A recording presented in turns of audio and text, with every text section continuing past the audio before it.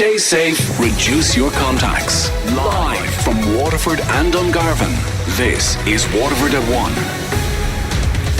1. Good afternoon, I'm Sinead Aherne. Today's top stories: a Fianna Fáil councillor's furious that an energy company is applying for permission to build a wind farm in the middle of a pandemic.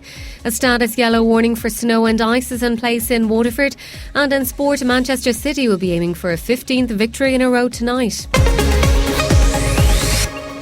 A Waterford councillor says it's disgraceful that people have to pay €50 to lodge an objection with An Bord Pleanála. Kilkenny Energy Company, RWE, has applied for permission to build 17 wind turbines along the Waterford-Cork border. Fianna Fáil's James Tobin is furious that they're proceeding now when a public meeting cannot be held because of COVID. He isn't happy with An Bord Pleanála either. €50 to try and protect and safeguard your own house and your own parish. It's a total disgrace. The company couldn't wait until the pandemic was over. They're in such a hurry to destroy the people's livelihood in our parish. The Taoiseach has been called the Minister for Beer Gardens and criticised for comments about reopening the economy. Leo Varadkar suggested certain parts of the economy will be able to reopen from March the 5th.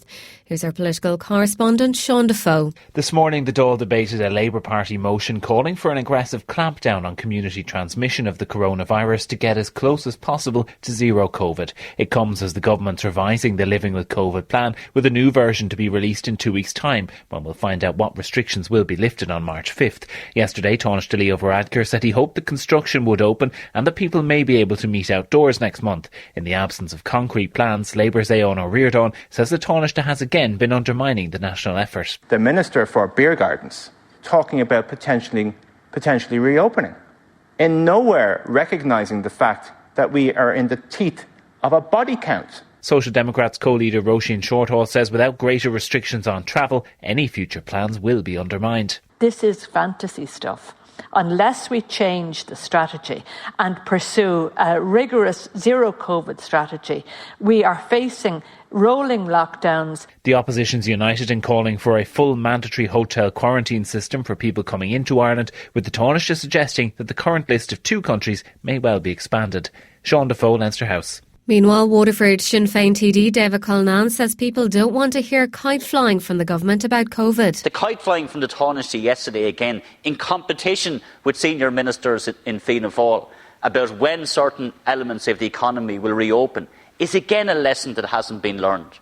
That's not what people want to hear, Minister. They want a clear plan and a clear strategy that's based on the public health advice. The level of COVID-19 in Waterford fell by more than a quarter last week. That's according to the latest epidemiology report from the Health Protection Surveillance Centre. The 7-day incidence rate dropped from 286 cases per 100,000 people to 209. It's after 243 cases were confirmed in Waterford between the 31st of January and the 6th of February. The median age of cases in Waterford fell slightly to 41. A Waterford MEP says the EU got it wrong when it triggered Article 16 of the Northern Ireland Protocol. It was enacted to stop the UK using the North as a backdoor to get AstraZeneca vaccines into the country, amid the row between the company and the Commission, and was quickly resolved. During a debate this morning, the President of the Commission, Ursula von der Leyen, said mistakes had been made and that she deeply regretted it. Grace O'Sullivan says the delicate situation on the island of Ireland should never be threatened. Recently, the Commission made the grave mistake of almost invoking Article 16 of the Northern Ireland Protocol. President von der Leyen, you said this morning, in the end, you got it right. President, you did not get it right. What concrete steps will you put in place to assure the people of Ireland, North and South, that the delicate situation on the island of Ireland is never threatened like this again? The Director of Services at Waterford Council says they're getting ready for blizzard-like conditions forecast for tomorrow. Fergus Galvin says it's still unclear how severe it'll be, but the council will be out gritting the main national and regional primary network routes. A status yellow warning for snow and ice will come into effect at 8 tomorrow morning for Munster, Connacht and Leinster. A similar alert's in place for 10 counties, including Waterford, until 9 this evening. Fergus Galvin told Damien Tiernan on Daisha today that Met Éireann have said they expect this part of the country to be hit tomorrow. At the moment it's forecast between about 5 to 7 centimetres of snow on low-lying ground and maybe a little bit higher up in the hilly and more mountainous areas. And Met Éireann are advising, particularly with the strong winds, that would lead to what they would term blizzard-like conditions for a period of time tomorrow, particularly in this part of the world. 12 new jobs will be created within Waterford Council as part of plans to expand walking and cycling facilities. It was announced in January that there will be active travel teams in all local authorities. Labour councillor in Dungarvan is Thomas Phelan. Do we know yet what this will mean in practical terms for our district? Because it could be great in terms of spurs off the Greenway for tourism to get them to stay longer and not just pass through. So I'd be interested to see how it might complement the excellent work that has been done locally to date. Director of Services Kieran Keogh says they've already advertised the positions. Well, we await official sanction for them possible. We're going ahead to advertise and get out before the mad rush for these people. There's 12 being employed into Waterford City and County Council, and that has the potential to be transformational in relation to active travel, the plans and programmes there, and to achieve the modal shift that is required. Listening on FM is still the most popular way to consume radio in Ireland. However, the industry says they're seeing slow and steady growth in digital listening.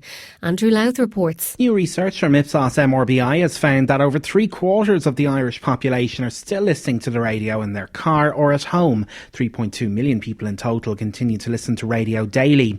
Managing Director Damien Loescher says how people are listening is changing, but that radio listenership itself hasn't been lost. Because of the research that we've done shows how confident people feel in radio in terms of the news, how much trust they have in radio. Just 8% are listening through a digital device, whether it's a phone, a computer or a smart speaker. Chair of the Joint National Listenership Research Management Committee, Scott Williams, says there is a slow but steady growth in this area. It's people choosing to spread their listening, if you will, across the traditional FM band and also their digital devices and in their car. These people describe how they consume radio. As I work, I listen to the radio, I go to the websites. At home, I listen to just for the ordinary FM. I listen to the radio on my phone and at home. Digital listening is most prominent in 15 to 24-year-olds at 16%, while 1 in 5 adults have downloaded a radio station app on their smartphone.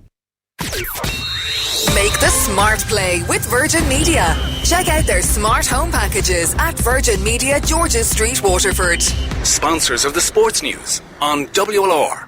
Starting with soccer, Pep Guardiola insists there's no secret to Manchester City's winning run. They aim for a record-breaking 15th victory in a row when they travel to Swansea in the FA Cup 5th round later.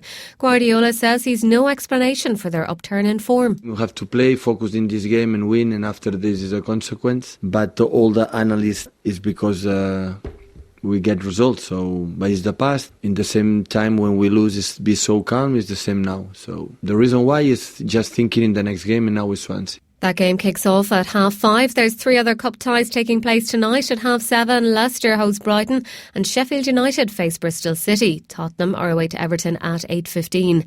In the Scottish Premiership this evening, Celtic are away to Jim Goodwin's St Mirren. It's an 8 o'clock kick-off in Paisley. To Gaelic Games down, senior football manager Paddy Tally's had his suspension for discrediting the association reduced from 12 to 8 weeks. The 12-week ban was handed down by the association after the Down squad gathered in Newry last month, going against the GAA's ban on collective training during the Level 5 lockdown. The ban was reduced after last night's Central Hearings Committee meeting, and Tally can appeal his 2-month ban before the Central Appeals Committee. It's hoped that collective training will be allowed to return at the start of March. A new plan for living with COVID is to be published later this month. The Waterford hurlers will return to Carriganore with some fresh bodies in the mix. Former Waterford player Seamus Prendergast says bringing in new players is key to keep everyone else focused. Obviously, Liam isn't afraid to try, fellas, and youth is a great thing coming into a team, fellas. With throw off the shackles and play and have no fear, and that's what Waterford need. They need probably to bring in 2 or 3 more players now, and if some of those lads that he brought back into the panel and the new lads that he's brought onto the panel can improve a little bit and put pressure on the lads that are there and maybe take a position, it's all the better for Waterford. To tennis, Novak Djokovic and Serena Williams won their matches at the Australian Open. World number 1 Djokovic defeated American Frances Tiafoe in 4 sets in their second round match in Melbourne. Serena Williams breezed past Nina Stojanovic in straight sets and remains on track for a record 24th Grand Slam title. However, Serena's sister Venus Williams lost 6-1, 6-love to Sara Errani. It was far from plain sailing for the world number 2 Simona Halep, who battled back from 5 games to 2 down in the third set to defeat Alja Tomljanovic 7-5 in the deciding set of their encounter. Naomi Osaka had an easier time of it, defeating Caroline Garcia 6-3, 6-3. Sports news on WLR is thanks to Virgin Media Waterford.